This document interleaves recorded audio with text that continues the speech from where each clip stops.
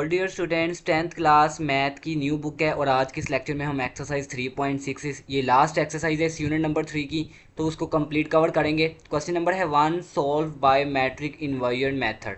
तो स्टूडेंट्स इसमें दो ही मेथड हमने पढ़ेंगे आज की इस एक्सरसाइज में कंप्लीट। एक मैट्रिक इन्वर्जन मेथड जिसको हम काल्बों के माकूस का तरीका कहते हैं और दूसरा क्रैमर रूल कहेंगे। सो क्रैमर रूल को हम कैसे सॉल्व करते हैं, इसको कैसे जो है वो हल करना होता है, बेहद आसान होता है बनिस्बत इस माकूस के तरीके से। ठीक है।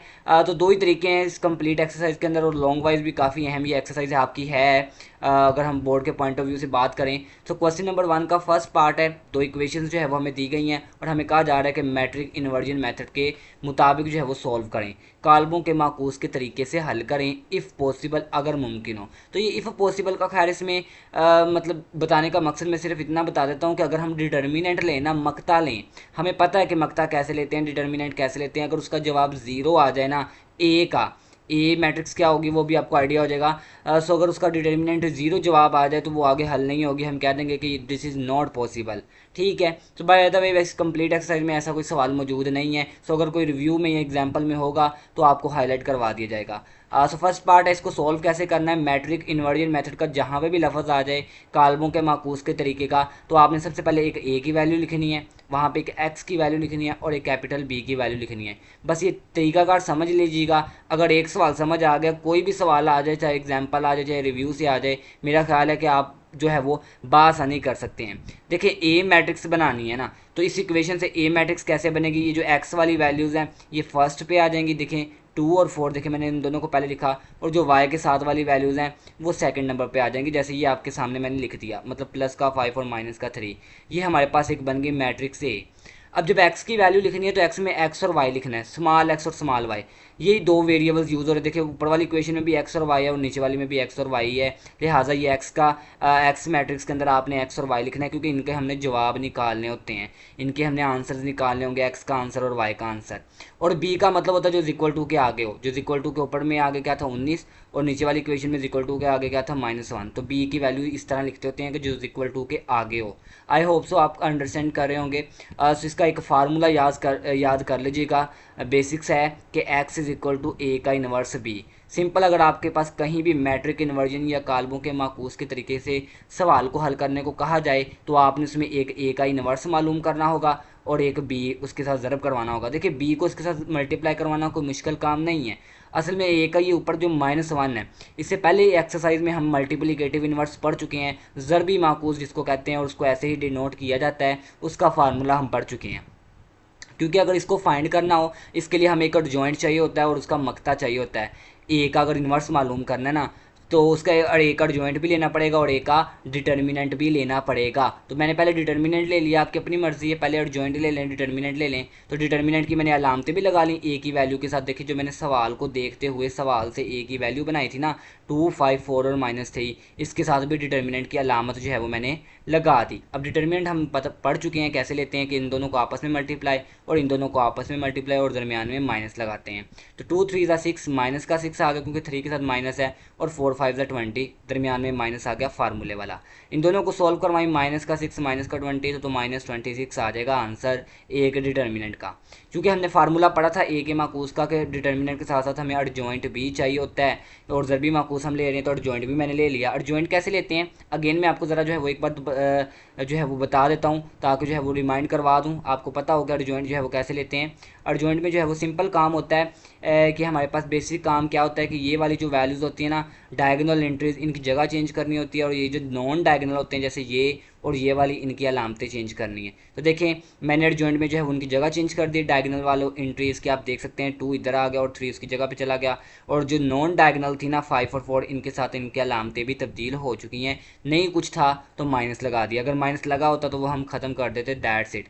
ठीक है। अब फार्मूले में वैल्यू को पुट करवाने की बारी आ गई। ये रहा फार्मूला ए के इन्वर्स का। क्या फार्मूला था, ऊपर एडजॉइंट और नीचे मकता को डिवाइड करवाएं। देखिए ऊपर एडजॉइंट लिखा और नीचे मैंने मकता लिखा, डिवाइड करवा दिया। क्योंकि ये 26 इस सारी वैल्यू के साथ, चारों वैल्यूज़ के साथ क्या हो रहा है, डिवाइड हो रहा है तो मैंने चारों के बटे में जो है वो लिख दिया नेक्स्ट स्टेप में। आप साथ में देख भी सकते हैं चारों के ओवर में मैंने -26 -26 -26 लिख दिया।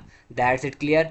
सो इसके साथ मैंने एक और वैल्यू भी ऐड की है जो मैंने यहाँ पे मेंशन कर दिया बी की। देखिए फार्मूला जो हमने मैट्रिक इन्वर्जन मेथड का फार्मूला पढ़ा वो ये था कि ए के इन्वर्स के साथ बी को ज़रब करवाओ। देखो ए का इन्वर्स तो मालूम कर लिया, एडजॉइंट लेके डिटर्मिनेंट लेके और डिवाइड करवा के सारा स्टेप वही पीछे वाली मशकों वाले सवाल ही हैं, सारा काम पुराना है। बस आगे बात थी बी को ज़रब करवाना, तो बस अगले स्टेप में आके मैंने उसको बी को मल्टीप्लाई करवा दिया, इसके साथ लिख दिया। अब चूंकि हमें पता है मल्टीप्लाई कैसे करते हैं, देखिए मैट्रिक्स को मल्टीप्लाई पता कैसे करवाया जाता है कि ये जो रो होती है ना, रो कतार, उसको पहले वाले कॉलम के साथ करते हैं। अगर यहाँ पे भी कोई कॉलम होता तो फिर भी कर देते, लेकिन बाय द वे है नहीं, तो बहरहाल ये काफ़ी शॉर्ट जो है वो हो जाएगा कि इस सारी को इस सारी के साथ ज़रब करवाना है। तो देखिए ये जो पहले वाली है पहले वाली के साथ ज़रब होगी और दूसरे वाली इस दूसरे वाले के साथ ज़रब होगी। तो 19 3 का कितना होता है -57, और नीचे चूँकि माइनस का 26 था वो वैसे का वैसे ही आ जाएगा। ठीक है, जैसे आपको नज़र भी आ रहा है मैंने -57/26 लिखा।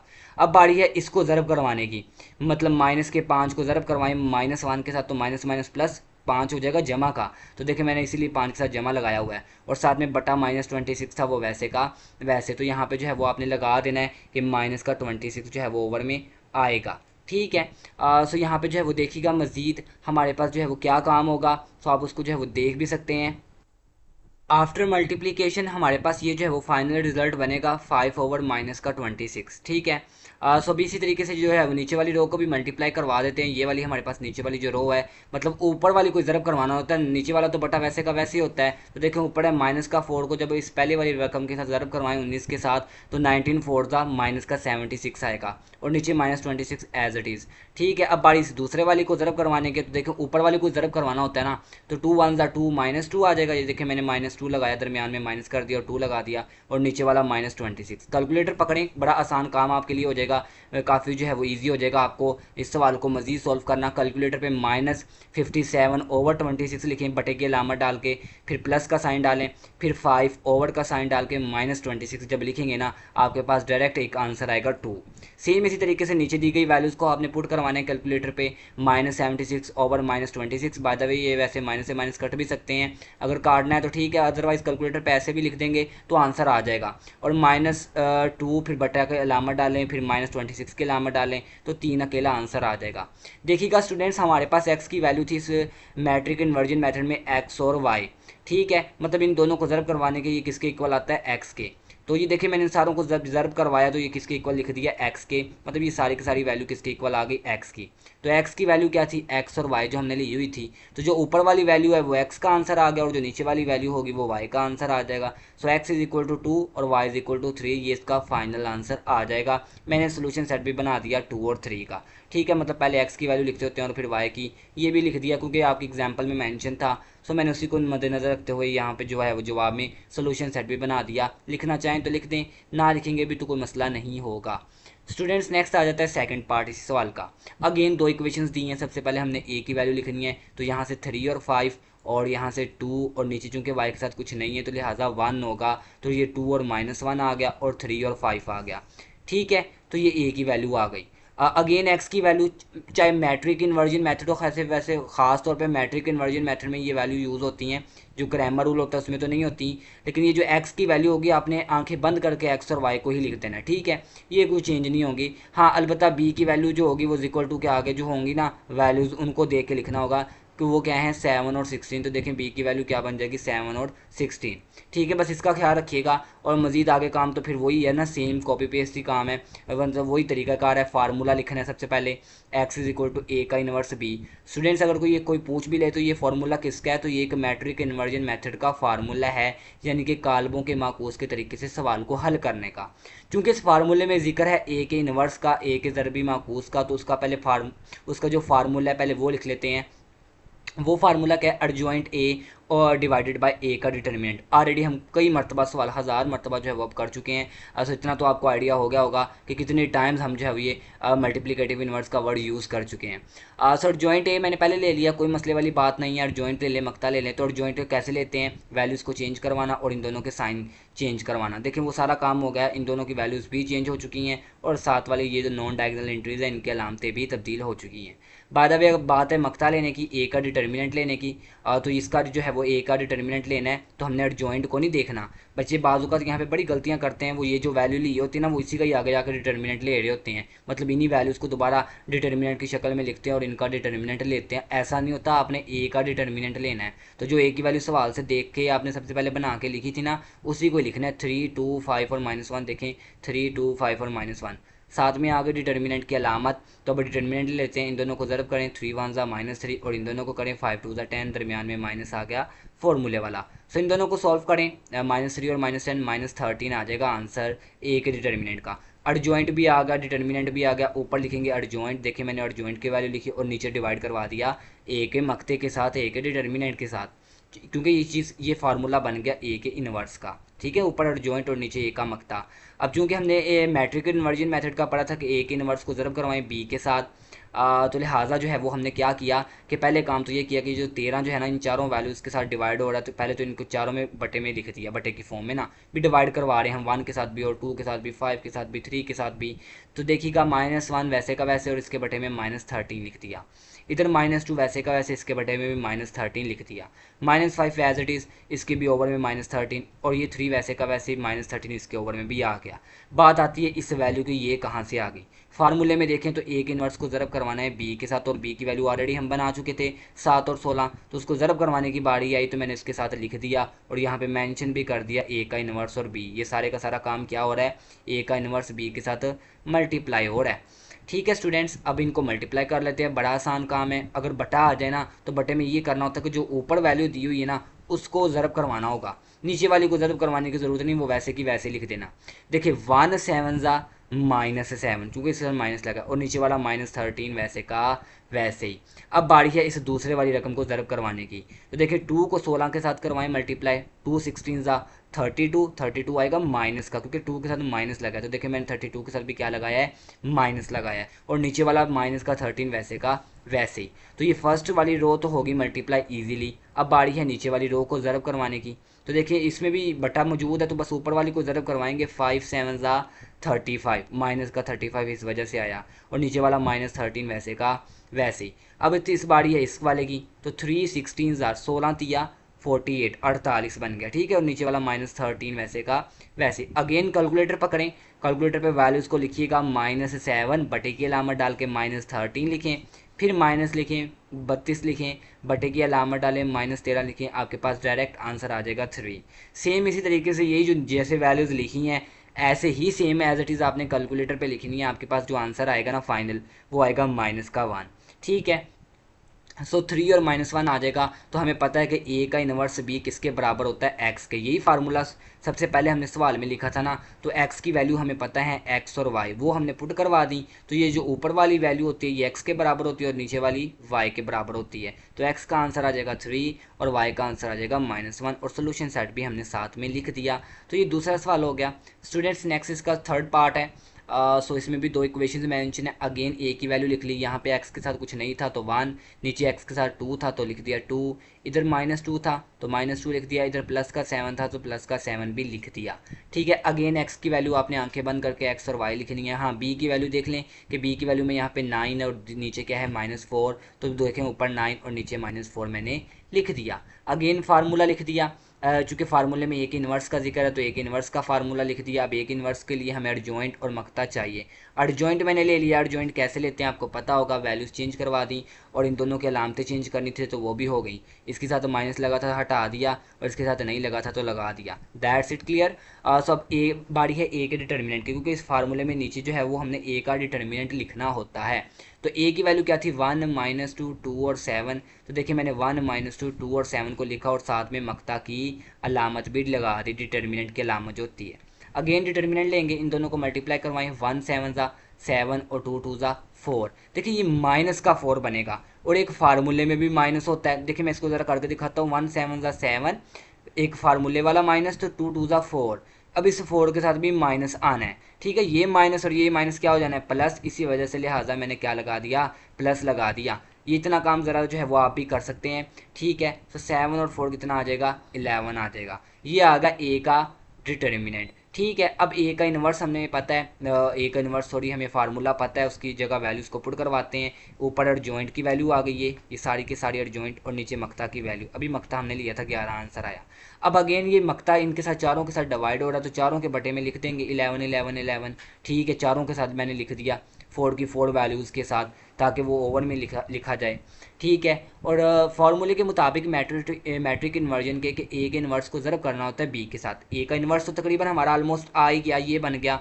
ठीक है, अब इसको बी के साथ ज़रब करवाना है, तो लिहाजा इसके साथ मैंने बी की वैल्यूज़ भी लिख दी हैं। ठीक है, और हमें पता है कि ये जो ए इन्वर्स बी होता है ना, ये वैसे बराबर होता है किसके, एक्स के। यही फार्मूला पड़ा था ना, तो ये जो एक्स होता है इसकी जगह पे हम एक्स और वाई को लिख देते होते हैं। तो ये लिखें या ना लिखें, आखिर में आके लिख दें तो आपके लिए ज़्यादा इजी हो जाएगा, बजाय ये कि अगर यहाँ पे साथ साथ मेंशन करेंगे तो मे भी आपसे गलती हो सकती है। आखिर में आकर डायरेक्ट एक्स और वाई लिख दीजिएगा, जो आपका फाइनल आंसर बनेगा उसके इक्वल रख के। ठीक है, तो अब यहाँ पे बारी आती है ज़रब करवाने की। इसको ज़रा समझ लीजिएगा, अगेन मल्टीप्लाई कैसे करनी है। तो देखिएगा ज़रा मल्टीप्लाई, ये जो कतार है इस कतार को इस कॉलम के साथ ज़रब करवाना पड़ेगा।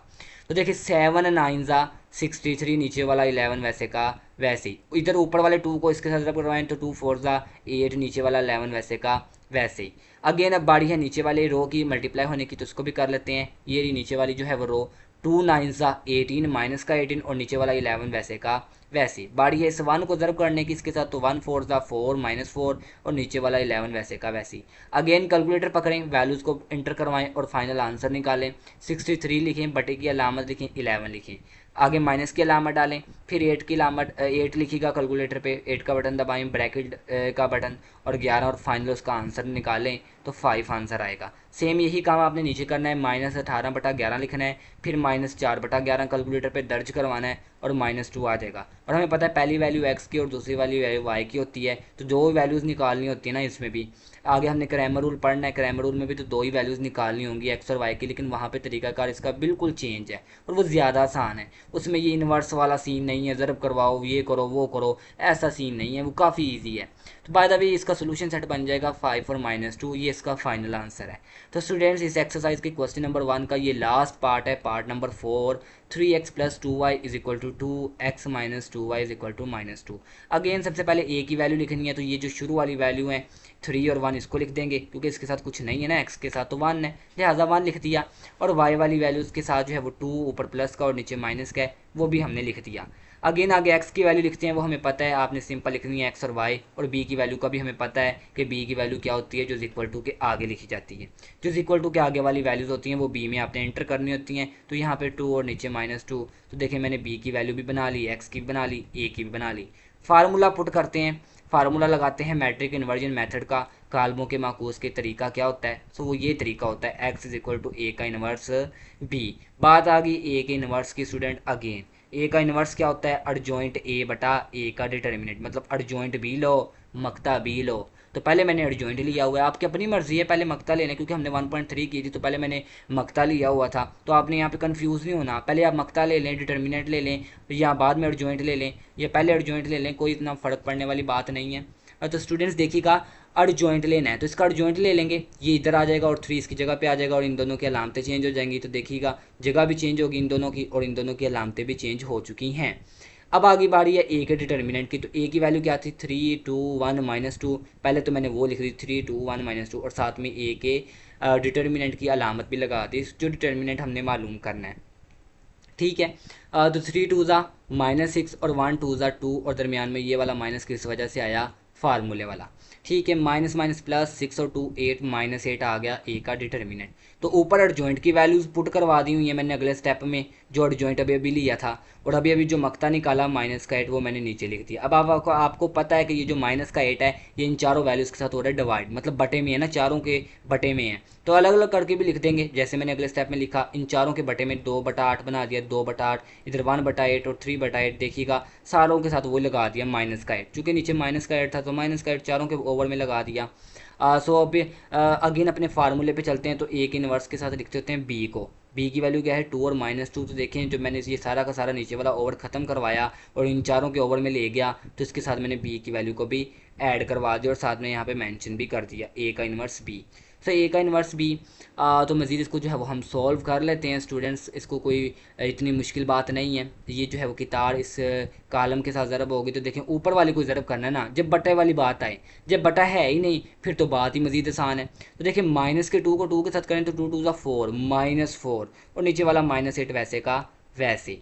अब बारी है इस -2 के ज़रब होने की, तो -2 को -2 के साथ करें, इसके साथ ज़रब होना है ना, तो -2 -2 माइनस माइनस प्लस 2 2 ज़ा 4, 4 आ गया प्लस का, और नीचे चूँकि माइनस का 8 था वो मैंने वैसे का वैसे लिख दिया। अब बारी है नीचे वाली की तार की, ऊपर वाली की तार को ज़रब कर लिया ना, मतलब इस सारी को। अब बारी है नीचे वाले की, तो देखिए इसको भी ज़रब करें ना इस फर्स्ट वाली के साथ, तो 1 2 ज़ा 2 माइनस का 2 और नीचे माइनस का 8 वैसे का वैसे ही। अब बारी है इसको ज़रब करवाने की इसके साथ, तो 3 2 ज़ा 6 माइनस का 6, देखिए माइनस का 6 लिखा और नीचे माइनस का 8। अगेन कैलकुलेटर पे करें, आपके लिए मज़ीद आसानी होगी, टाइम बचेगा वेस्ट होने से, मज़ीद क्लैरिटी आ जाएगी, गलती होने का चांस कम हो जाएगा। सब करना क्या है, माइनस का 4 बटे की अलामत कैलकुलेटर में मौजूद होती है वो लिखें, माइनस का 8 आगे लिख दें, फिर प्लस की अलामत डालें, 4 लिखें, बटे की अलामत, फिर -8। तो जब ये सारे का सारा आप दर्ज करवाएंगे कैलकुलेटर पे तो ज़ीरो आंसर आ जाएगा। ठीक है, इसी तरीके से नीचे भी करें, मैं ज़रा पढ़ के बता देता हूँ। -2 बटे की अलामत -8 ये लगाएं, फिर माइनस लिखें, 6 लिखें, फिर बटे की अलामत डालें, -8 के साथ लिखें, और इसको जो है वो फाइनल आपने जो है वो आंसर निकाल देना है, तो आंसर आ जाएगा 1। और हमें पता है कि ये x और y के इक्वल होता है, मतलब पहले वाली वैल्यू x की और दूसरे वाली y की, तो देखें x का आंसर आ गया स्टूडेंट्स 0, और नीचे वाली y की होती है तो y का आंसर आ गया 1। तो इस फर्स्ट पार्ट के अंदर 4 सवाल से चारों का मेथड एक है, तरीका एक है, आसान तरीके से मैंने आपको करा दिया, इतना इजी वे के अंदर आपको प्रॉपर जो है वो इजी स्टेप्स बना के दे रही है, ताकि आपको कोई ज़्यादा कन्फ्यूजन ना हो, ताकि मज़ीद जो है वो क्लैरिटी आ जाए। सो इसका भी स्टूडेंट्स फाइनल सोल्यूशन सेट बना लेते हैं, 0 और 1 बन जाएगा। लिखना चाहें तो सोल्यूशन सेट लिख दें, अगेन जैसे मैंने आपको पहले बताया। सो अगर ना भी लिखेंगे कोई मसले वाली बात नहीं है। तो ये क्वेश्चन नंबर 1 हमारा यहाँ तक कंप्लीट एंड हो जाता है। To use Cramer's rule to solve if possible. जैसा मैंने आपको एक्सरसाइज शुरू करवाने से पहले बताया, इस कंप्लीट एक्सरसाइज में अगर हमने सवाल करने हैं तो मैट्रिक इन्वर्जन मेथड और क्रैमर रूल के हैं। तो मैट्रिक इन्वर्जन मेथड के वो 4 ही क्वेश्चन थे जो हमने कर लिए। अब आगे जो आपके स्टेटमेंट वाले क्वेश्चन भी आएंगे, क्वेश्चन नंबर 2 के बाद 3 से आगे ऑनवर्ड स्टार्ट होंगे, तो उन सारों में भी क्रैमर रूल ही हमने यूज़ करना है और उनको सॉल्व करना है। तो बस इसको अच्छी तरीके से अब आपने समझ लेना है, आपकी कंप्लीट एक्सरसाइज इसके ऊपर ही अब डिपेंड करेगी, क्योंकि क्रैमर के कानून की मदद से जो है वो आपने हल करना है अगर मुमकिन हो। सो मुमकिन का कंसेप्ट तो ऑलरेडी बता चुका हूँ मैं आपको वीडियो के स्टार्ट में। तो बात अभी क्रैमर का रूल क्या होता है। देखिए क्रैमर के रूल में आपने एक तो ए की वैल्यू लिखनी है, ए की वैल्यू तो अगेन उसी तरीके से लिखनी है कि ये 4 वैल्यूज़ जो होती हैं इनसे बनानी होती है। मतलब यहाँ पे एक्स के साथ कुछ नहीं है तो 1 आ गया, नीचे 2 था तो 2 आ गया, इधर वाई के साथ 4 था तो 4, और नीचे वाई के साथ माइनस का वाई है ना, वाई के साथ कुछ नहीं है तो मतलब 1 है, और 1 भी माइनस का होगा तो -1 आ गया। देखिए ये सारा काम पुराना था ए की वैल्यू को लिखना, वो आपने क्रैमर रूल में भी लिखना था, और मैट्रिक इन्वर्जन मेथड में भी ए की वैल्यू को लिखना होता है। आपने एक ए मैट्रिक्स बनानी होती है, तो वो अगेन हमने यहाँ पे बना ली। अब यहाँ पे चेंज क्या है, देखिए यहाँ पे चेंज होगा, एक ए एक्स की वैल्यू लिखनी है और एक ए वाई की वैल्यू लिखनी है। बस ये अपने आप जो है वो माइंड में याद रख लेना है कि यहाँ पे आपने एक एक्स की वैल्यू, ये जो एक्स की वैल्यू होती थी हमने लिखते थे एक्स और वाई, और एक बी की वैल्यू लिखते होते थे जो ये जो इक्वल टू के आगे, मिसाल के तौर पे 4 और 5। ये नहीं लिखना, कहीं ऐसी गलती ना कर देना क्रैमर रूल में। अगर शुरू में भी ऐसी गलती कर दी तो मे बी के आगे जाके आप इसको जब सॉल्व करो आपको एक तो जो है वो काफ़ी परेशानी भी होगी, मज़ीद सवाल गलत हो सकता है अगर आप जो है उसको ऐसे करते हैं। याद रखिएगा क्रैमर रूल में सबसे आसान तरीकाकार मैं आपको समझा रहा हूँ, वो तरीकाकार ये है कि आपने ए की वैल्यू तो आपको समझ आ गई कि वो यहाँ से देख के आपने लिख ली, मैंने बना दी। दूसरा काम ए एक्स की और तीसरा ए वाई की वैल्यू को बनाना। अब ए एक्स की वैल्यू कैसे लिखी जाती है स्टूडेंट्स, ये भी समझ लीजिएगा। जब आपने ए एक्स की वैल्यूज़ को लिखना है ना, तो सबसे पहले ये जो इक्वल टू के आगे वाली वैल्यूज़ है ना, इससे स्टार्ट करना है। 4 और 5 था वो मैंने लिख दिया, और याद रखिएगा कि ये जो ए एक्स की वैल्यू है ना, इसमें ये जो एक्स वाली वैल्यू मिसाल के तौर पे ये एक्स और ये एक्स, ये वाली वैल्यूज़ भी आपने नहीं लिखनी। फिर आगे आपने वाई की वैल्यू लिख लेनी है, जैसे कि ये प्लस का 4 और नीचे माइनस का ये वाई था, वाई के साथ कुछ नहीं था तो 1 था, -1 आ गया, तो ये बनेगी ए एक्स की वैल्यू। ज़रा इसकी जो है वो मज़ीद प्रैक्टिस हमें आगे जाके हो जाएगी। अब ए वाई की वैल्यू लिखनी है। ए वाई की वैल्यू में सबसे पहले यहाँ से स्टार्ट नहीं करना, बल्कि आपने यहाँ से स्टार्ट करना है। ठीक है, वो क्या है, एक्स के साथ कुछ नहीं है तो 1, और नीचे x के साथ 2 है तो मैंने 2 लिख दिया। याद रखिएगा सेम जिस तरीके से मैंने बताया कि ए एक्स की जब वैल्यू लिखते हैं तो ये x वाली वैल्यूज़ नहीं लिखते, जब हम ए वाई की वैल्यू लिखेंगे तो ए वाई की वैल्यू भी नहीं लिखेंगे, हम आगे इक्वल टू वाली वैल्यू लिखेंगे 4 और 5। समझ आ गई? सो इसको समझना ही बस मेन काम है, आगे तो काम बहुत आसान है। आपने इसका भी डिटर्मिनेंट ले लेना है, इसका भी मक्ता ले लेना है आपस में, और इनका भी आपस में मक्ता ले लेना है जैसे मक्ता लिया जाता है डिटर्मिनेंट। तो देखिएगा पहले मैंने ए का डिटर्मिनेंट लिया, अलामत लगाई 1 1 ज़ा -1 4 2 ज़ा 8, दरमियान में माइनस वाला फार्मूले वाला। सो ये इनको सॉल्व करवाएंगे, -1 -8 -9 आ गया, ए का डिटर्मिनेंट आ गया। अब आ रही है ए एक्स के डिटर्मिनेंट की। देखिए ए एक्स की जो वैल्यू हमने ऊपर से देख के बनानी, असल में इन सवालों में मुश्किल काम अगर है तो आपके लिए वो यही है कि इन वैल्यूज़ को बनाना। जब वैल्यूज़ बन गई आगे तो काम पुराना ही है, सिर्फ मक्ता लेना है। इसमें तो इन्वर्स वाला सीन ही नहीं है, ना एडजॉइंट वाला कंसेप्ट ही नहीं है, ना डिवाइड वाला सीन है, ना मल्टीप्लाई वाला सीन है, सिर्फ मक्ता लेना है। ए का मक्ता, ए एक्स का मक्ता, ए वाई का मक्ता, डिटर्मिनेंट ना। तो देखिए ए एक्स की मैंने वैल्यू लिखी, साथ में अलामत लगा दी डिटर्मिनेंट की, इनका डिटर्मिनेंट भी मैंने ले लिया, 4 1 ज़ा 4 माइनस का 4 और 5 4 ज़ा 20, दरमियान में ये माइनस का आ गया आपके फार्मूले वाला, डिटर्मिनेंट का जो फार्मूला होता है। इनको सोल्व करवा लें, -4 -20 माइनस का 24 बन जाएगा। ठीक है, अगेन ए वाई रह गया था, ए वाई का भी डिटर्मिनेंट ले लेंगे, मक्ता ले लेंगे। तो 1 5 ज़ा 5 और 4 2 ज़ा 8, तो ये 8 आ गया और दरमियान में माइनस आ गया फार्मूले वाला। तो 8 में से 5 निकालेंगे 3, बड़ी रकम माइनस के तो माइनस का 3 आ गया। देखें ए वाई का आंसर ये आया, ए एक्स का आंसर ये आया और ए का सिंपल का आंसर ये आया।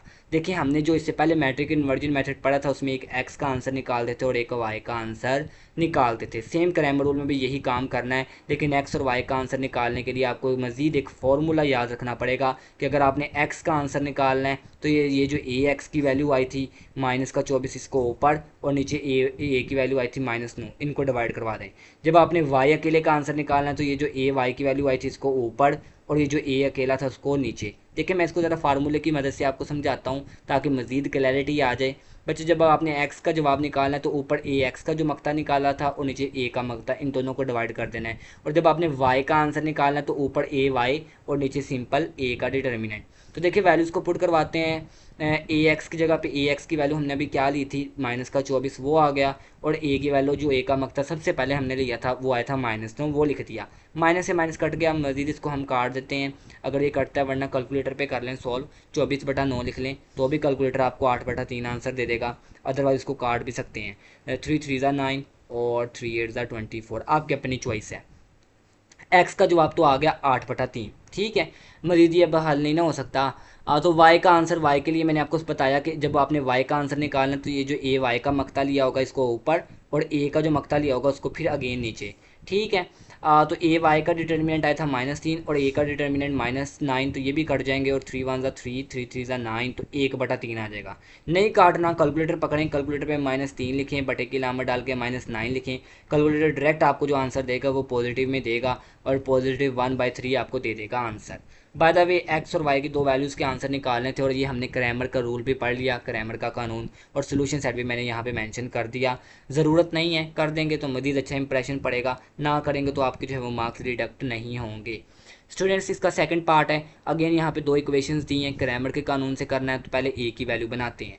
इस एक्स के साथ कुछ नहीं है तो 1, इसके साथ 3 है तो 3, इसके साथ 2 है तो 2, और नीचे -2 है तो वो भी हमने लिख लिया है।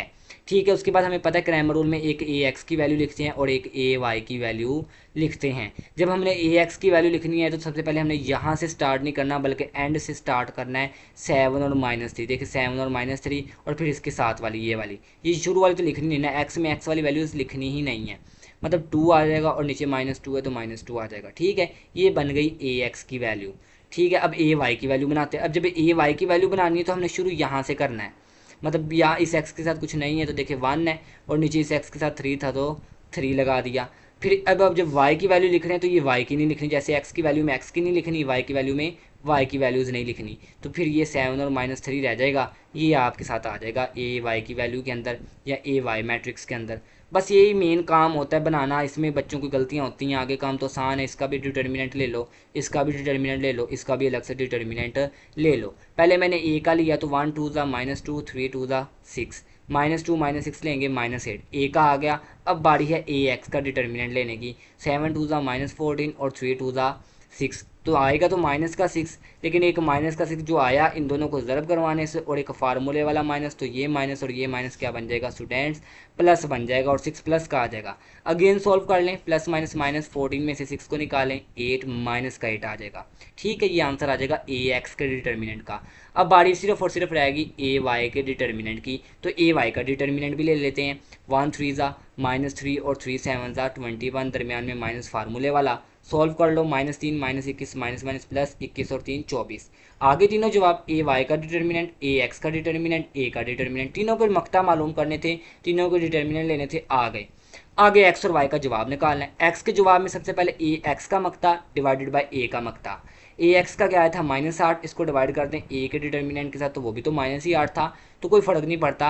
ए एक्स की जगह पे -8 और नीचे वाले ए के डिटर्मिनेंट की जगह पे वो वैल्यू पुट करवाई, और इनको कैलकुलेटर पे जैसे लिखा है ऐसे ही कर लें तो भी ठीक है, खुद भी कर सकते हैं। 8 1 ज़ा 8, 8 1 ज़ा 8 और माइनस से माइनस काट दो, एक्स का फाइनल आंसर आ जाएगा स्टूडेंट्स 1।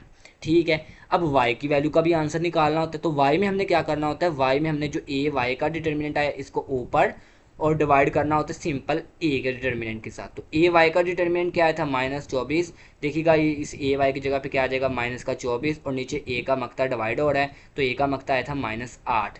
ठीक है, वो मैंने बटे में लिख दिया।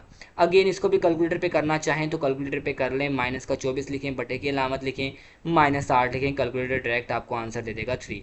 अदरवाइज खुद भी कर लीजिएगा, इसको काट के जो है वो हो जाएगा, 8 के टेबल पे कट जाएगा इजीली। सो सोल्यूशन सेट भी मैंने बना दिया 1 और 3 का, मतलब पहले x की वैल्यू लिख दी 1 और फिर y की वैल्यू लिख दी 3।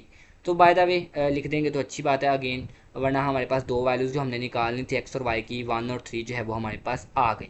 स्टूडेंट्स इसका जो है वो थर्ड पार्ट आ गया, क्रैमर रूल के तरीके से करना है, हम इसको भी कर लेते हैं, कोई मुश्किल बात नहीं है।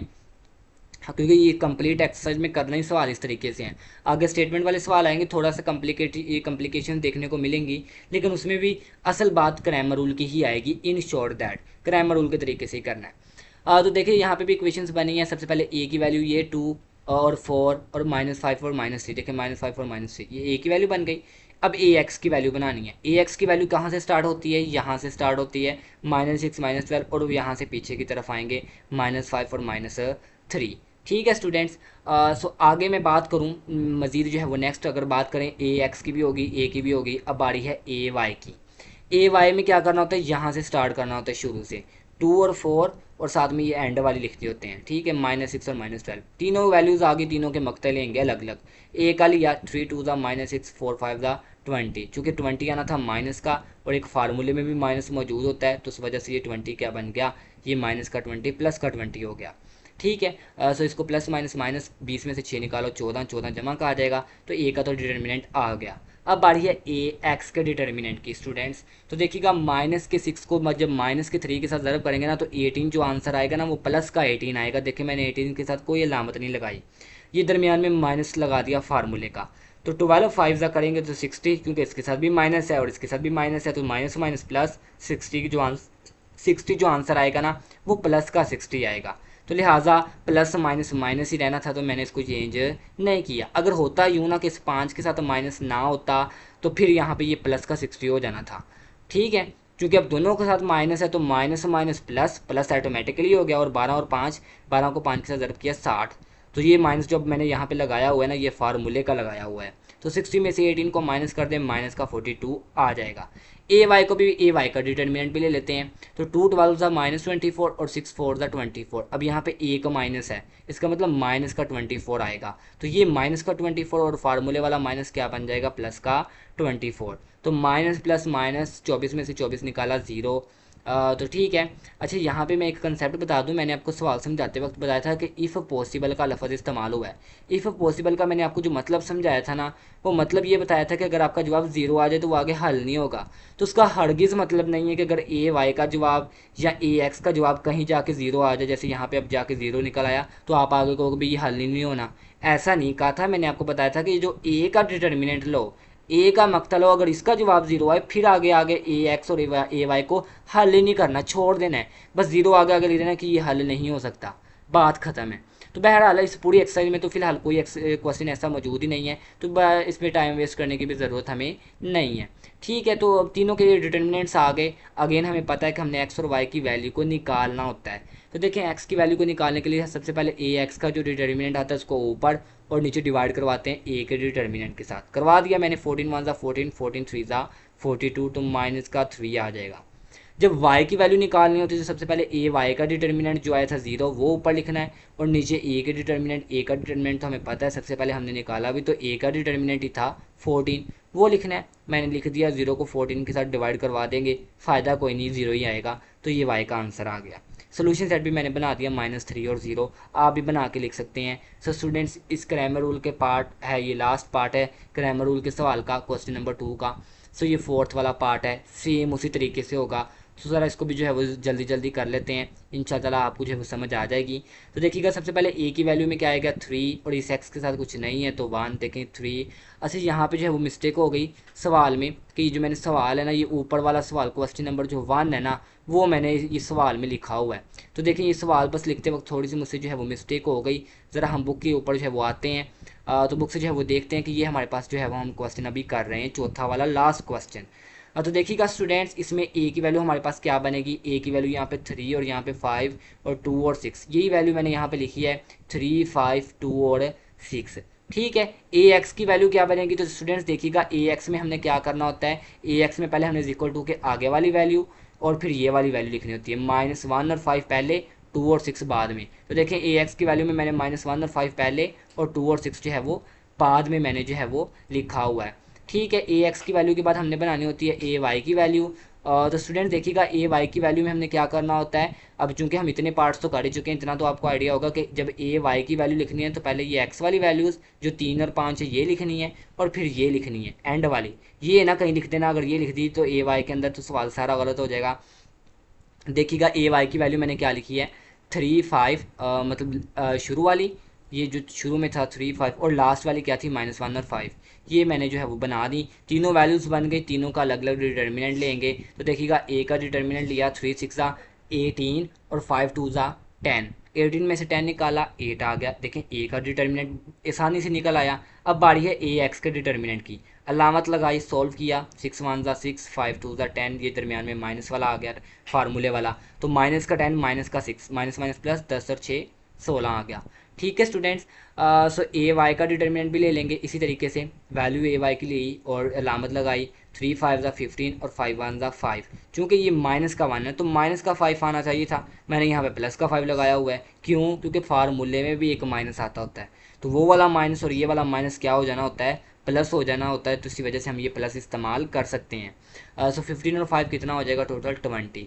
देखिए, तीनों डिटर्मिनेंट्स की वैल्यूज़ आ गई, आगे तो काम मुश्किल रह ही नहीं गया, आगे तो सेम काम, सिंपल काम रह गया, एक्स और वाई की वैल्यू को निकालना। जब एक्स की वैल्यू को निकालना है तो पहले ये जो ए एक्स का डिटर्मिनेंट आता है इसको ऊपर, और जो ए का डिटर्मिनेंट आता है इसको नीचे। तो देखिए, जब मैंने एक्स की वैल्यू निकाली तो ऊपर वो ए एक्स का डिटर्मिनेंट और नीचे ए का डिटर्मिनेंट, 8 1 8, 8 2 16, वरना कैलकुलेटर पकड़ लें, कैलकुलेटर पे -16 बटा 8 लिखें तो -2 आपके पास फाइनल जो है ना एक्स का आंसर आ जाएगा।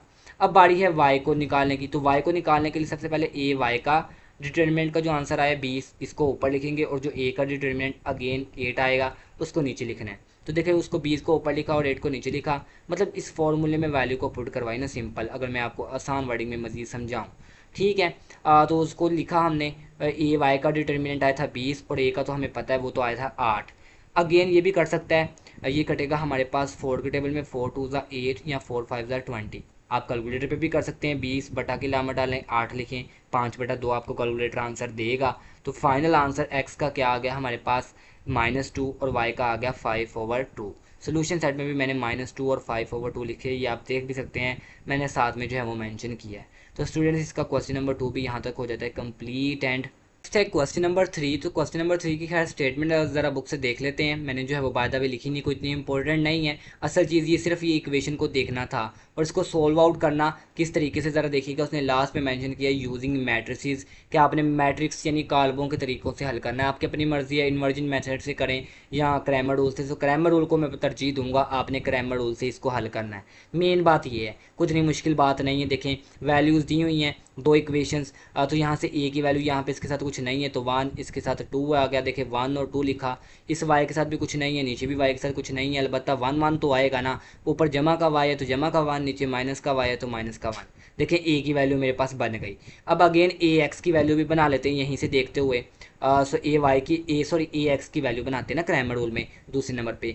अब जब ए एक्स की वैल्यू लेते हैं तो हमें पता है कि सबसे पहले ये वाली और फिर ये वाली लिखते होते हैं। तो पहले 7 और 2 आएगा, देखिए 7 और 2 लिखा, और फिर ये वाली आएगी, मतलब ये प्लस का 1 और नीचे माइनस का 1 आ गया ना।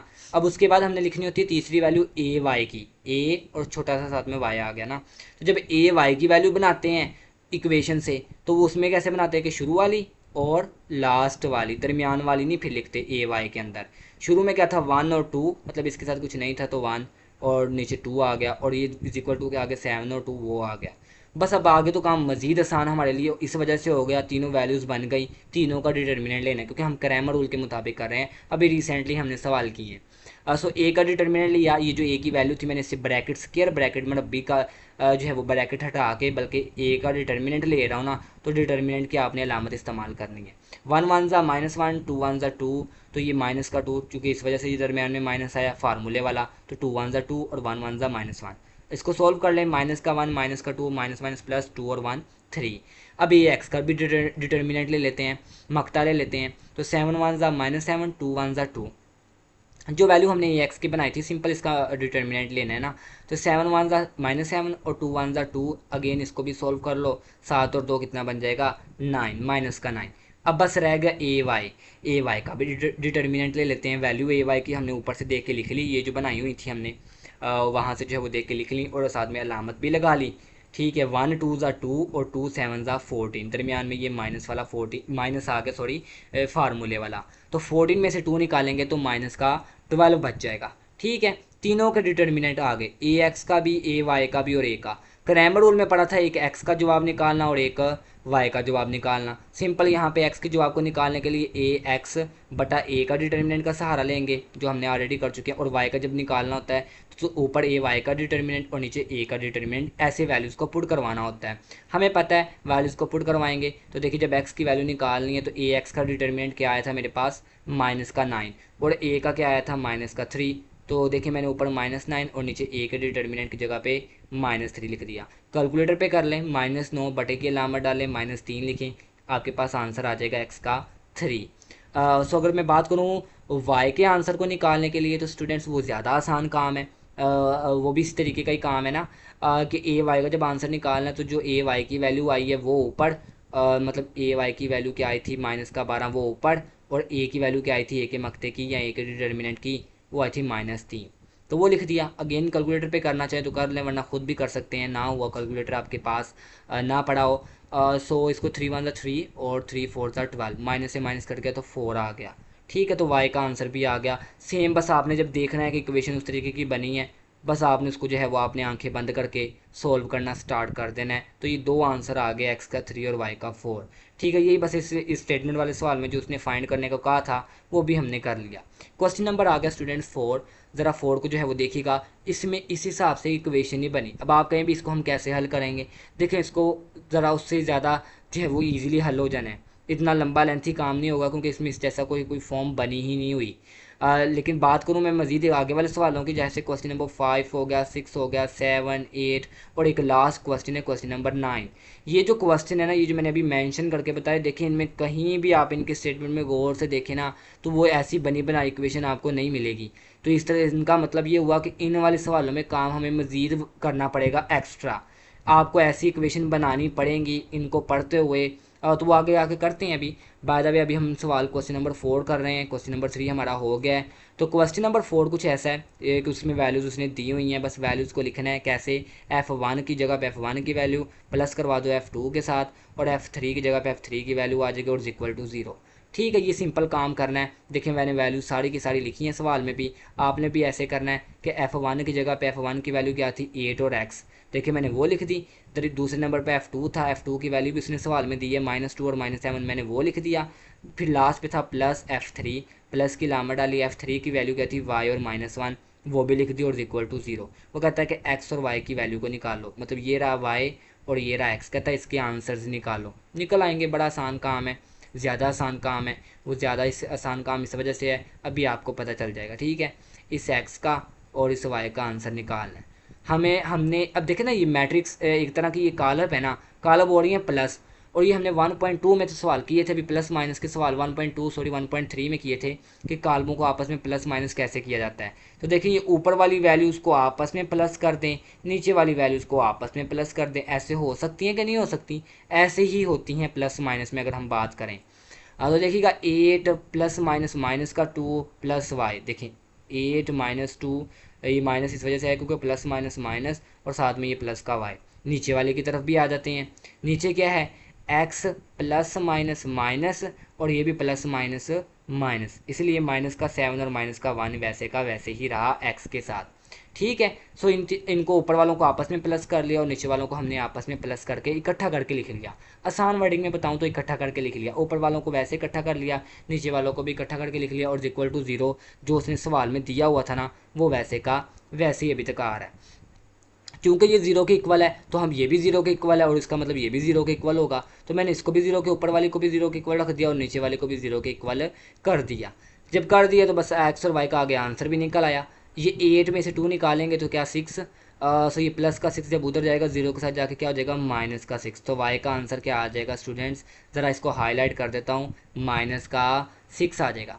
अब दूसरी तरफ जरा देखें, ये जो नीचे वाली साइड को मैंने जीरो के इक्वल रखा, तो देखें -7 और -1, माइनस माइनस प्लस 7 और 1 8, माइनस का 8 आ जाएगा। अगेन ये माइनस का 8 जब दूसरी साइड पे जाएगा, इधर जाके जीरो के साथ क्या हो जाएगा, माइनस का 8 उधर जाएगा तो प्लस का 8 हो जाएगा। तो एक्स का आंसर भी क्या आ गया, पॉजिटिव 8 आ गया। बस दो वैल्यूज़ निकालनी थी, दोनों आसानी से जो है वो निकल आई। सो आई होप सो कि आपको ये जो है क्वेश्चन भी समझ आ गया होगा। गया 5, इसमें जो है वो बात सिंपल उसने जो है वो स्टेटमेंट में दी हुई है। स्टेटमेंट को हम प्रॉपर इक्वेशंस बनाएंगे, देन ही तो हम क्रैमर रूल या मैट्रिक इन्वर्जन मेथड से इसको सॉल्व करेंगे। तो मैंने आपको बताया कि हम सारे सवालों को भी हमें क्रैमर रूल से सॉल्व करना है, क्योंकि वो तरीका ज़्यादा आसान होता है। लेकिन इन शॉर्ट दैट कि इसमें वो इक्वेशंस नहीं दी हुई जिससे हम ए की वैल्यू, ए एक्स की वैल्यू, ए वाई की वैल्यू बनाएं। अब स्टेटमेंट पढ़ते हैं कि टू स्पॉट बीम्स, दो जो है वो बीम्स हैं, एक ए का नाम दिया उसको, एक बी का नाम दिया है। इन दोनों ने ना मिलकर जो वज़न उठाया हुआ है वो उठाया हुआ है 100 किलो न्यूटन का। इकट्ठा इनको कंबाइन करें तो जो इन्होंने वज़न उठाया हुआ है ना, या लोड उठाया हुआ है, वो 100 किलो न्यूटन का है। इसका मतलब हमें ना तो ए का पता है कि भी ए कितना लोड उठा सकता है और बी कितना उठा सकता है, तो हम इनको सिंपल ए के लोड को ए का नाम, एक्स का नाम दे देंगे, और जो बीम बी है इसको हम वाई का नाम दे देंगे। भैया इन दोनों का जो है अगर हम जमा करें, मतलब एक्स प्लस वाई दोनों बीम्स को जो है वो प्लस करें, तो इसका लोड कितना होगा, 100 किलो न्यूटन का होगा। ठीक है, ये एक इक्वेशन बन गई, और एक वो जो है वो और बन जाएगी। ज़रा आगे स्टेटमेंट को थोड़ा सा पढ़ लेते हैं। और उसने बात क्या की है, उसने सिंपल बात की है कि twice the load on beam ए, कि जो ए बीम है, ए बीम को हमने लेट किया हुआ है एक्स के इक्वल। तो मतलब जब अगर वो 2 गुना कर दी जाए, 2x कर दी जाए, and 3 times load on B, B को हमने वाई का नाम दिया, तो वो अगर 3 टाइम्स कर दी जाए, फिर क्या रिजल्ट आएगा, फिर 240 किलो न्यूटन बनेगा। क्या बनेगा, 240 किलो न्यूटन। सो ये दूसरी इक्वेशन में मैंने आपको जो है वो सिंपल बना के दिखा दी। प्रॉपर इसको अब समझ लेते हैं। ज़रा देखिएगा कि जो है ये कैसे अब होगा। पहला स्टेप बनाएंगे, let X is the beam A load, कि ए बीम के ऊपर जो लोड है उसको एक्स का नाम दे दिया, और जो बीम बी के ऊपर लोड है उसको वाई का नाम दे दिया। पहली कंडीशन बन गई कि दोनों को प्लस करो 100, जो मैंने आपको बना के दिखाई, और दूसरी भी मैंने आपको बना के दिखा दी कि 2 टाइम्स अगर कर दी जाए और बीम बी का लोड 3 टाइम्स कर दिया जाए, तो कितना टोटल जो है वो वेट होगा, 240 किलो न्यूटन का। और सब ये जो है वो दो प्रॉपर इक्वेशंस बन गई। अब यहाँ से जो है वो आगे ए की वैल्यू, ए एक्स की वैल्यू और ए वाई की वैल्यू निकालना ईजी है, क्योंकि इन शॉर्ट दैट हमने इस एक्स की वैल्यू और इस वाई की वैल्यू को निकालना है। ठीक है, एक्स की और वाई की वैल्यू को। और सो ये जो है वो मिस्टेक हो गई यहाँ पे। ज़रा देखिएगा कि यहाँ पे जो है वो नीचे वाली इक्वेशन में एक्स नहीं आएगा, यहाँ पे वाई ही आएगा, क्योंकि 3 times on low beam B है। बीम बी को हमने वाई का नाम दिया, ये देख भी सकते हैं आप। ठीक है, इस वजह से ये दूसरी इक्वेशन ये और फर्स्ट ये बन गई। अब बाद वे यहाँ से जो है वैल्यूज़ ए एक्स ए वाई की बनानी तो हैं, लेकिन इन शॉर्ट दैट असल में रिजल्ट एक्स और वाई का ही निकालना है। ठीक है, तो क्रैमर रूल के तरीके से इसको सॉल्व करेंगे। ज़रा देखिएगा ये जो है वो कैसे होगा। ये इसके साथ एक्स के साथ कुछ नहीं है तो 1, नीचे 2 है तो 2 आ गया, इस वाई के साथ कुछ नहीं है तो 1 आ गया, और इस वाई के साथ जो है वो 3 मौजूद है तो लिहाजा ये 3 आ गया, ये ए की वैल्यू आ गई। जब हमने ए एक्स की वैल्यू लिखनी होती है तो यहाँ से स्टार्ट करते हैं इक्वल टू के आगे से, पहले 100 और नीचे 240, और फिर इस वाई के साथ कुछ नहीं है तो 1, नीचे वाले वाई के साथ 3 है तो 3 आ जाएगा। ठीक है, ए एक्स की वैल्यू बन गई। अब हमने बनानी है ए वाई की वैल्यू। और सो ए वाई की वैल्यू के लिए हमें क्या करना पड़ेगा, ए वाई की वैल्यू के लिए हम जो है वो यहाँ से शुरू से स्टार्ट करेंगे। तो इस एक्स के साथ कुछ नहीं है तो 1 आ गया, और इस एक्स के साथ 2 है तो नीचे 2 आ गया, ये देख भी सकते हैं। ठीक है, सो याद रखिएगा ए वाई के अंदर हमें पता है कि ए वाई के अंदर ये वाई वाली वैल्यू नहीं लिखनी होती, मतलब अब फिर आगे ये लिखना होगा 100 और 240।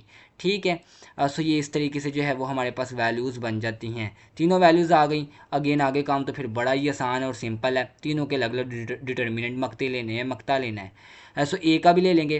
देखिए ए की वैल्यू मैंने लिखी 1 1 2 3, इसका साथ में डिटर्मिनेंट की अलामत लगा दी।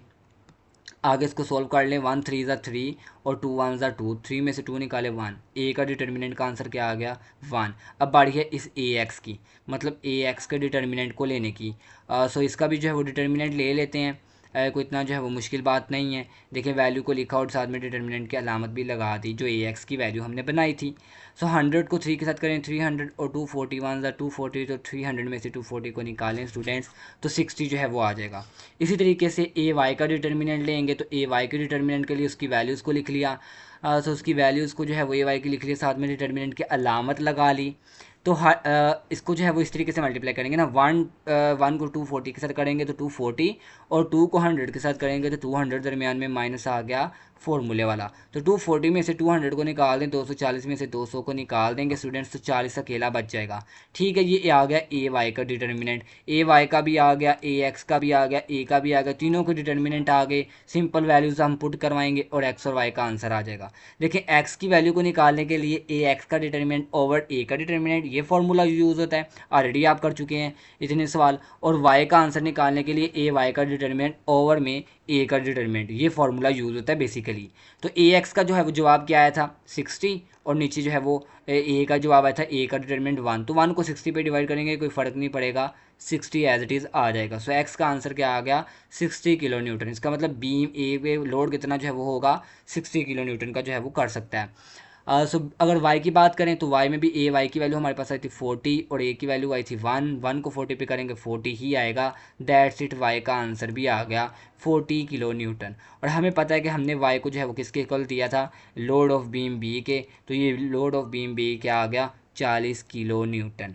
तो ये इसका जो है वो आंसर आ गया। स्टूडेंट्स नेक्स्ट क्वेश्चन नंबर आ गया आपके पास 6। तो अगेन जो है वो उसकी ज़रा स्टेटमेंट पढ़ लेते हैं, काफ़ी बड़ी जो है वो स्टेटमेंट लिखी है और उसमें काफ़ी कॉम्प्लिकेटेड जो है वो चीज़ें आपको देखने को मिलेंगी।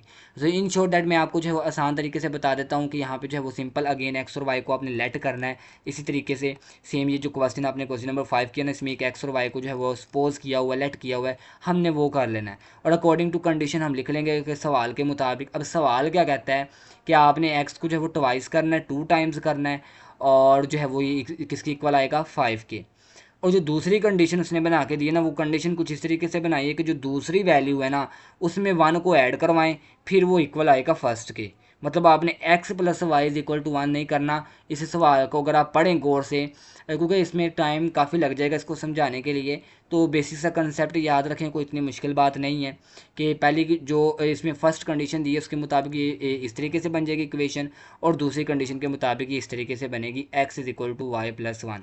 क्योंकि हमें पता है कि हमारा y उधर होना चाहिए था ना, ताकि एक प्रॉपर इक्वेशन बने। तो y को उधर ले जाएंगे, तो देखिए y जब उधर जाएगा तो माइनस का y आ जाएगा। तो देखें x minus Y is equal to 1 plus का था तो प्लस का ही है, वो हमने तो उसको छेड़ा नहीं है। तो ये एक न्यू इक्वेशन बन गई। मैं ज़रा इसको हाईलाइट कर देता हूँ। इस सवाल में ये नई इक्वेशन बनानी थी, ये भी बन गई, और एक तो फर्स्ट इक्वेशन तो क्या वो तो ईजिली बन गई थी ना, वो सवाल को अगर आप पढ़ेंगे तो वो ईजिली बन जाएगी कि ट्वाइस करना है ना नंबर को दूसरे के साथ, और वो उसका जो रिजल्ट है वो इक्वल आएगा 5 के। वो तो उसने सिंपल सा सवाल में भी आपको बताया है। दैट्स इट, दोनों इक्वेशंस आ गई। क्रैमर रूल को इस्तेमाल करते हैं और सवाल को जो है वो सॉल्व कर लेते हैं। सो अब पहले ए की वैल्यू बनाते हैं। यहाँ से जो है वो इस इक्वेशन से जो है वो ए की वैल्यू को बना लेना है। इसको ज़रा जो है मैंने रिफाइन करके यहाँ पे साथ में लिख दिया कि प्लस का वाई उधर गया माइनस का वाई। अब यहाँ पे इस सारे की जगह पे इस नई वाली इक्वेशन को बना देंगे, नई वाली इक्वेशन पुट करवाएंगे। अब इसको नहीं करना, इसका काम नहीं है यहाँ पे।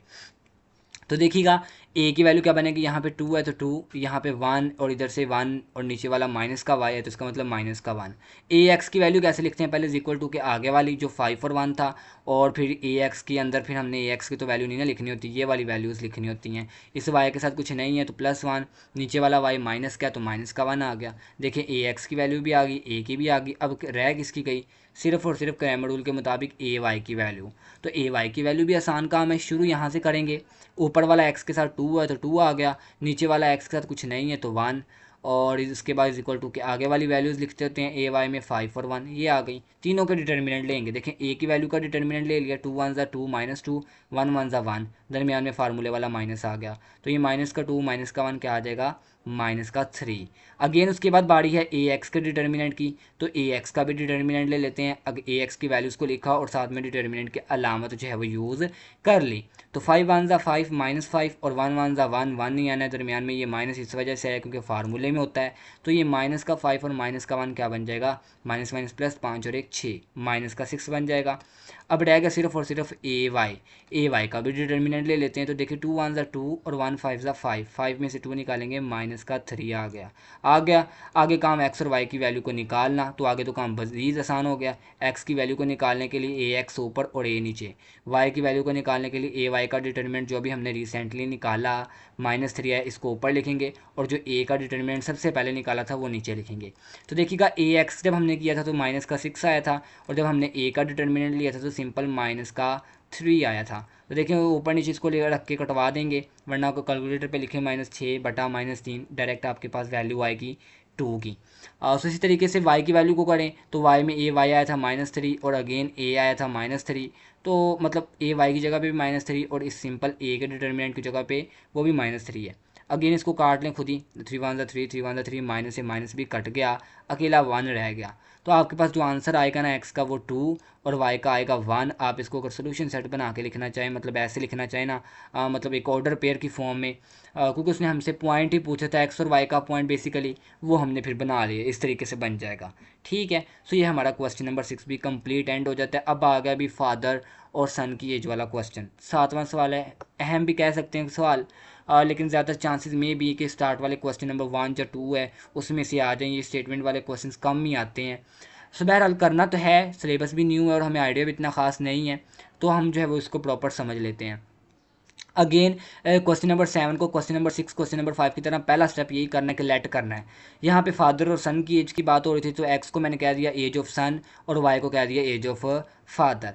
कंडीशन उसने कुछ इस तरीके से बनाई है, स्टूडेंट्स ज़रा इसको जो है वो अपने माइंड में रखिएगा। 2 years अगो, 2 साल पहले, a man was 5 times as old as his son was. ठीक है, भी अपने जो है वो सन से 5 टाइम्स उसने बताया है।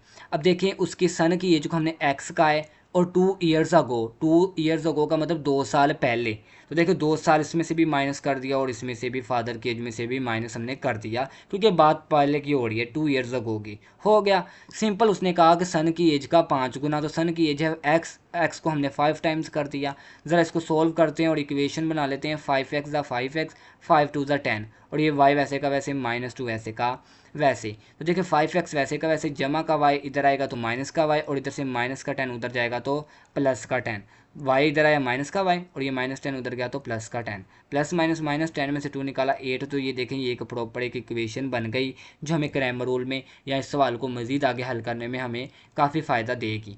तो देखिए एक इक्वेशन बन गई। अब दूसरी कंडीशन क्या है, सो आफ्टर 6 ईयर, अब 6 साल बाद की बात हो रही है, पहले की नहीं, after 6 years he will be the 3 times as old his sun.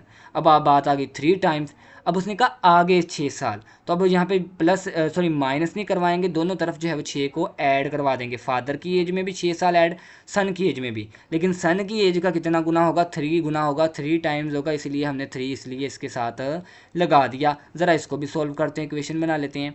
3x ज़ा 3x और 3 6 ज़ा 18, y वैसे का वैसे 6 वैसे का वैसे, अगेन ये y इधर आएगा तो माइनस का, और ये प्लस का 18 उधर जाएगा तो माइनस का 18, आप देख भी सकते हैं माइनस का 18, और इधर से प्लस का y उधर गया तो माइनस का y। इसको लिखा रहने दें, 6 में से 6 में से 18 निकाल दें, 18 में से 6 निकाल दें तो आएगा तो आंसर माइनस में ही, माइनस का 12। तो ये हमारे पास एक दूसरी इक्वेशन बन गई। ज़रा इसको मैं हाईलाइट कर देता हूँ। एक ये इक्वेशन दूसरी बनी और एक पहले नंबर पे ये बनी थी 5x माइनस वाई। दोनों को ज़रा इकट्ठा करके लिखेंगे, पहले ऊपर वाली फिर नीचे वाली। तो दोनों को जो है वो मैंने लिख लिया। इक्वेशंस को आप देख भी सकते हैं, ठीक है। और सब दोनों इक्वेशंस बन गई सिंपल। आगे तो काम ज़्यादा मज़ीद ईजी है, क्योंकि ए एक्स की वैल्यू ए वाई की वैल्यू बनानी। जब ए की वैल्यू बनाते हैं तो ये 5 और 3 और इधर से -1 और -1 ये आ जाएगा। और जब हमने ए एक्स की वैल्यू बनानी होती है तो हम यहाँ से स्टार्ट करते हैं इक्वल टू के आगे। 12 दफ़ा कर चुके हैं। सो 8 -12 और पीछे की तरफ आएंगे। इस वाई के साथ भी कुछ नहीं है, नीचे वाले के साथ भी कुछ नहीं है। 1 1 होगा तो चूँकि माइनस के वाई थे तो दोनों के साथ माइनस माइनस आ गया। That's it, clear. उसके बाद रहेगी सिर्फ ए वाई की वैल्यू बनाना यहाँ से, इस इक्वेशन से। तो ए वाई की वैल्यू बनाना भी कोई मुश्किल बात नहीं है, क्योंकि ए वाई की जब वैल्यू लिखते होते तो यहाँ से स्टार्ट करते हैं। देखिए यहाँ पे 5 और नीचे क्या है 3, तो ऊपर 5 और 3 लिख दिया। और फिर ए वाई के अंदर ये वाली वैल्यू तो नहीं लिखनी होती, इक्वल टू के आगे वाली लिखनी होती है 8 -12। देखिए तीनों वैल्यूज़ बना ली, तीनों बस जो है वो बना ली मैट्रिसेस। तो आगे काम मज़ीद सिंपल हो जाएगा, क्योंकि तीनों के डिटर्मिनेंट लेने हैं। दैट्स इट, बस। पहले ए का डिटर्मिनेंट लेंगे, वैल्यू ए की लिखी, साथ में मैंने मक्ता की अलामत लगा दी। तो देखिएगा 5 1 ज़ा -5 और 3 1 ज़ा 3, लेकिन 3 आना था माइनस का, क्योंकि ये माइनस लगा हुआ है। और ये वाला माइनस और सवाल वाला माइनस, माइनस माइनस दोनों प्लस हो जाना था, इस वजह से 3 में प्लस आ गया। तो 5 में से 3 को निकाल दें, क्योंकि माइनस प्लस माइनस होता है। सो 5 में से 3 निकालेंगे 2, माइनस का 2 आ गया। ए एक्स का भी डिटर्मिनेंट ले लेते हैं, वैल्यूज़ को लिखा, डिटर्मिनेंट की अलामत लगाई। तो देखिएगा 8 1 ज़ा -8 और 12 1 ज़ा 12, लेकिन 12 आएगा प्लस का, ये वाला माइनस और ये वाला माइनस, प्लस का 12 और दरमियान में फार्मूले वाला माइनस। तो माइनस प्लस माइनस ही इनडायरेक्टली रहेगा। That's it, clear. So minus minus plus, 12 और 8 कितना हो गया 20, तो -20 जो है वो आपके पास आंसर आ गया ए एक्स के डिटर्मिनेंट का। क्योंकि हमने बेसिकली यहाँ पे भी अगेन जो लेट किया हुआ है एक्स और वाई, उसी की वैल्यूज़ निकालनी है। तो उसके लिए ही हम ये सारा काम कर रहे हैं और क्रैमर रूल का तरीका जो है वो फॉलो अप कर रहे हैं। तो ए वाई का भी डिटर्मिनेंट लेते हैं। 5 12 ज़ा -60 और 3 8 ज़ा 24 और दरमियान में ये फार्मूले वाला माइनस। तो देखिएगा -60 और -24, माइनस माइनस प्लस, 60 में 24 को ऐड करेंगे स्टूडेंट्स, -84 आ जाएगा। तीनों के आंसर्स आ गए, ए वाई का डिटर्मिनेंट भी आ गया, ए एक्स का भी आ गया और ए का भी आ गया है। बस वैल्यूज़ को पुट करवाना है। तो देखिए जब एक्स का आंसर निकालना होता है तो जो ए एक्स का आंसर आया होता है वो ऊपर, और जो ए के मक्ते का आंसर आया होता है वो नीचे। मैंने वो वैल्यूज़ को लिखवाया और माइनस से माइनस कटवा दिया। तो 2 को भी 20 पे डिवाइड करवा ले, तो 10 आपके पास जो है वो इसका आंसर आ जाएगा। सो एक्स का आंसर क्या आ जाएगा, 10 आ जाएगा स्टूडेंट्स। ठीक है, अब वाई की भी वैल्यू निकाल लेते हैं, वाई का आंसर भी। तो वाई के लिए क्या होता है कि जो ए वाई का डिटर्मिनेंट आया, मतलब अभी जो रिसेंटली हमने निकाला था -84, वो ऊपर, और जो ए का डिटर्मिनेंट सबसे पहले सवाल को करते वक्त निकाला, ए का डिटर्मिनेंट -2 आया, वो नीचे लिखेंगे अगेन। सो देखें वो लिख लिया, माइनस से माइनस कटवा लिया, वरना कैलकुलेटर पे भी कर सकते हैं। -84 लिखें, बटे की अलामत लिखें और -2 लिखें, कैलकुलेटर डायरेक्ट आपको आंसर दे देगा 42। सो एक्स का आंसर आ गया 10 और वाई का आंसर आ गया 42। हम कह सकते हैं कि हमने एक्स को जो शो करवाया था वो किस चीज़ के लिए शो करवाया था, सन की एज के लिए, तो वो 10 साल, और फादर्स की एज की बात करें तो 42 साल, क्योंकि वाई का है ना, वाई का मतलब फादर्स की एज को हमने लेट किया हुआ था। सो वो इस वजह से आ जाएगा आपका इस सवाल का फाइनल आंसर। क्वेश्चन नंबर आ गया स्टूडेंट 8। अगेन बाकी सवालों की तरह इस सवालों में भी हमने सबसे पहले लेट कर लेना है। सो यहाँ पे जो है वो एक साइकिलिस्ट ए है और एक साइकिलिस्ट बी है। तो एक ए को हमने एक्स का नाम दे दिया और बी को जो है वो हमने वाई का नाम दे दिया। ठीक है स्टूडेंट्स। और सो एक्स और वाई को बस हमने पहले स्टेप में तो सपोज करना है, कर लिया। अब हम अपनी कंडीशन के मुताबिक आते हैं, जिसने कंडीशन दी कि 2 cyclist are 44 kilometre apart, start at our same time. So देखिए अकॉर्डिंग टू कंडीशन, सबसे पहले उसने बात यहाँ पे स्पीड की। तो स्पीड का जो है वो मैंने फार्मूला भी इसी वजह से यूज़ किया, v = s/t। देखिए दोनों साइकिलिस्ट की स्पीड की बात कर रहे हैं ना, एक को हमने x का नाम दिया और एक को हमने y का नाम दिया। सो ये इक्वल्स किसके है, उसने बात की है यहाँ पे 44 किलोमीटर। डिस्टेंस कितना है 44 किलोमीटर, और टाइम कितना है 2 आवर्स का जो उसने दिया है। बस s की जगह पे 44 और t की जगह पे टाइम आ गया। सो मज़ीद इसको जो है वो सॉल्व आउट करवा लेते हैं ताकि इक्वेशन यहाँ से इजीली बन जाए। तो देखिएगा बस ये बटा ही ख़त्म करवाना है ना, डिवाइड और इधर आके मल्टीप्लाई हो जाएगा। 2 को x के साथ करेंगे तो 2x और 2 को y के साथ करेंगे तो 2y जो है वो ये बन जाएगा। इस तरीके से भी हो सकता है अगर करना चाहें। सो अगर ये इस तरीके से भी नहीं करना हमने, तो हम जो है वो इसको सिंपल इन दोनों को डिवाइड करवा लेते हैं। देखिए ना 44 को 2 के टेबल पे डिवाइड करवा लें कैलकुलेटर पे तो 22 आ जाएगा। ये तो किस्सा ही मज़ीद आसान हो गया ना। मल्टीप्लाई कहाँ आपने करवाना था, ये मज़ीद आसान मैंने आपको करके बता दिया। So x plus Y is equal to 22, एक इक्वेशन बन गई। एक मज़ीद बना लेते हैं, आगे ज़रा पढ़ते हैं। But if they go in same direction the fasters overtake slower in 7 सही 1/2 आवर्स। ठीक है। सो अब ज़रा देखिएगा कि हमारे पास इक्वेशन कैसी बनेगी स्टूडेंट। 7 सही 1/2, इसका मतलब क्या है कि 2 7 14, 14 में 1 को ऐड करेंगे 15, मतलब 15/2। ये हमारे पास अब क्या हो गया, टाइम हो गया। बस टाइम चेंज हुआ, डिस्टेंस तो फिर वही है।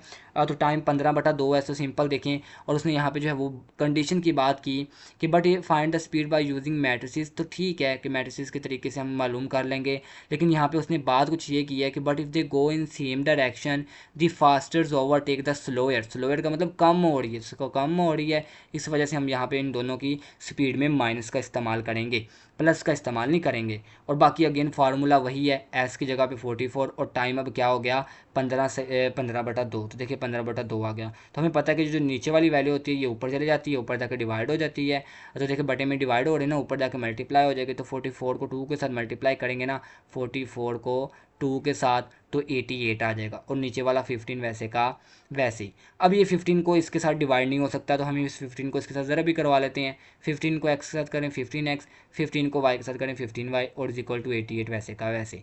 तो लो भी बच्चों, दूसरी इक्वेशन भी जो है वो स्टूडेंट्स बन गई।